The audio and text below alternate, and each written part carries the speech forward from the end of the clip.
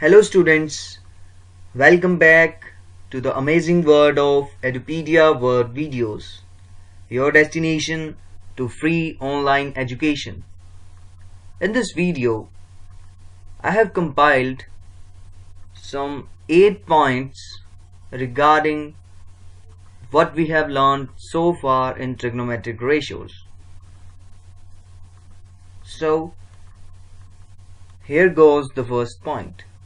If we have a right-angled triangle, right-angled at B, and the point of interest of angle, that is this angle, is A, then we have learned that we can find out 6 trigonometric ratios, that is ratios of their corresponding sides, where sine of A is perpendicular over hypotenuse.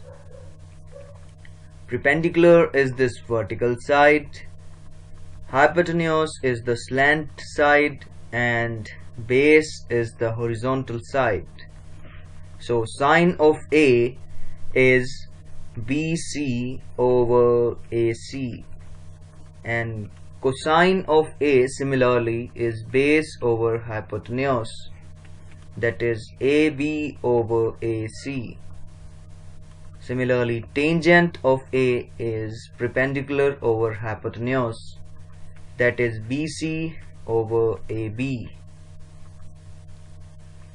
And cosecant of A is hypotenuse over perpendicular, that is AC over BC.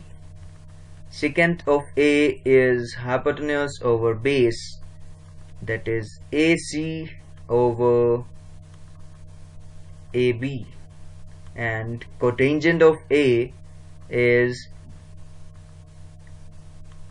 base over perpendicular, that is AB over BC.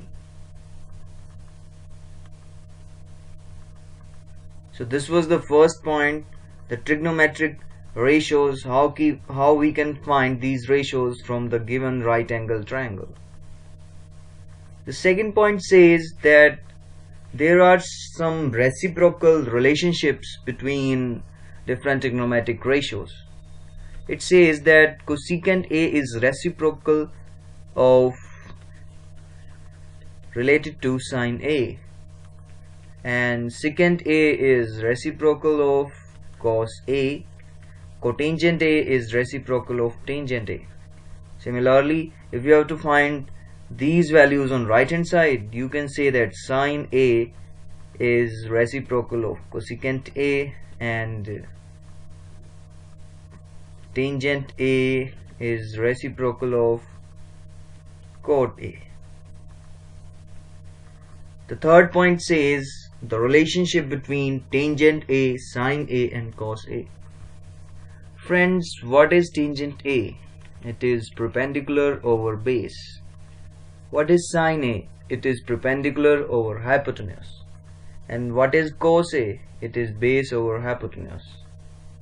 So if you divide sine A by cos A, that is this fraction becomes perpendicular over hypotenuse over base over hypotenuse. Now I have already told you that when this kind of situation occurs, the lowest most number goes to the numerator part and the second lowest number goes to the base, that is denominator. So the situation becomes like this, and which is finally perpendicular over base. So what is perpendicular over base? After cancelling this hypotenuse, it is tangent of A. So sine A over cos A has become tangent A, and thus you can say that tangent A is sine A over cos A. Now friends, cotangent of A is 1 over tangent A, so it will be reciprocal of this, that is cos A over sine A. So this was the third point, relationship between tangent A, sine A and cos A. The fourth point said how to find all the ratios when only one ratio is given. Friends, if you are given, say, sine A, say it is given as 3 by 5. So this will mean that you are given perpendicular over hypotenuse. Now this means that perpendicular and hypotenuse are in ratio 3:5, or we can say that they are 3k and 5k. So apply Pythagoras theorem, you can find out base, which here will come out to be 4k, and now you have three sides, so there is no problem in finding out all the trigonometric ratios. Cos A will be base over hypotenuse, that is 4k over 5k. Tangent A will be perpendicular over hypotenuse, that is 3k over 4k, and k will get cancelled. You will left with 4 by 5 and 3 by 4. Say if you are given tangent of A as 3 by 4, then you are given this part and this part. Again, you can apply Pythagoras theorem and we'll find out hypotenuse. There are many other ways to find out other ratios by using identities too. Trigonometric identities.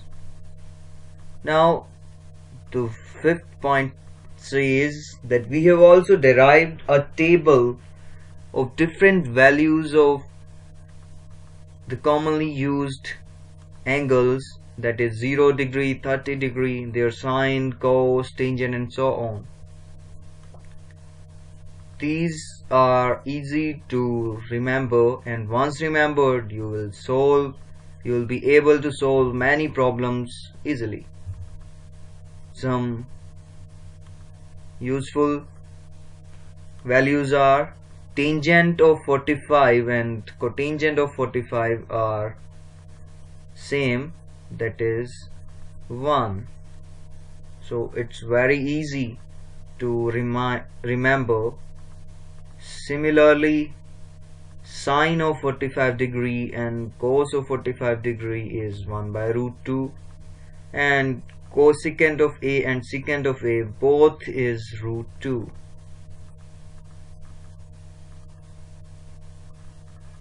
And moreover, this row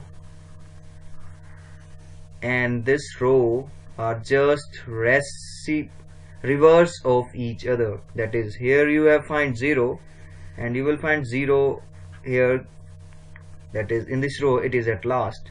Now 1 is at last in the first row, so 1 will be in the first position in this row. 1 by 2 here at the second place, so it will be at the second last place. Here under root 3 by 2 is at the second last place, so it will be at second place. So these are some values and are very easy to remember. You can also find this reverse relationship in cosecant and secant A. Here it is not defined, and so it will be not defined at last. Similarly, these values 2 and 2 and root 2 by under root 3 and 2 by under root 3 and so on. The not defined term was nothing but something or anything over 0 was not defined or infinite. Similarly, 0 over something or anything was 0. Now moving on to sixth point, it says sine A and cosine of A are always less than and at most equal to 1. This we have derived because sine A is perpendicular over hypotenuse and cosine A is base over hypotenuse. So perpendicular and base are always less than hypotenuse, but at most they can be equal to hypotenuse. So these two ratios are always less or at most equal to 1, but they can never ever be greater than 1.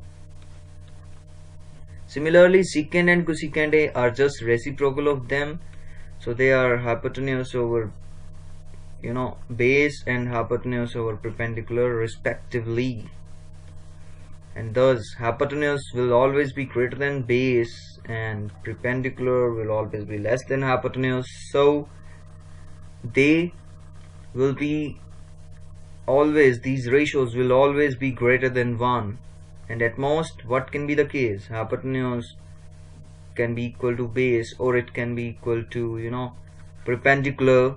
So at most they can be equal to 1, but these two ratios can never ever be less than 1.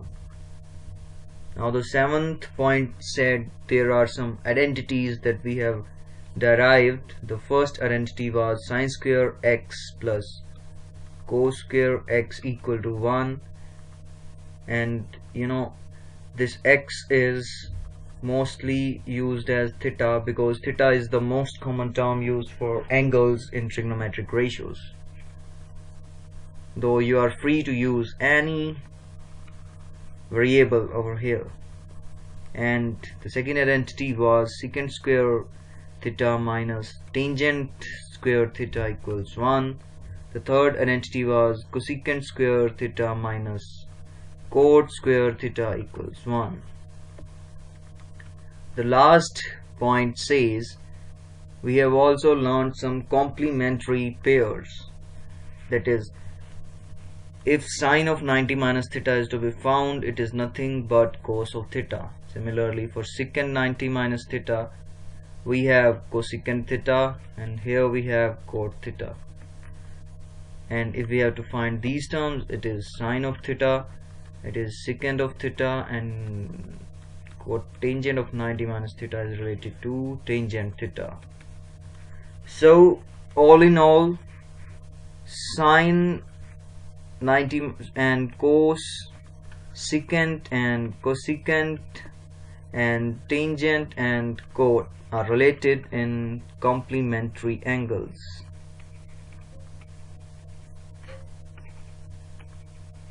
But this thing is not to be confused. Do not confuse with reciprocal. Here in complementary angles we have related sine with cos, but while doing reciprocal, sine is related with cosec. Secant is related with cosec in complementary angles, but secant is related to cos in reciprocals.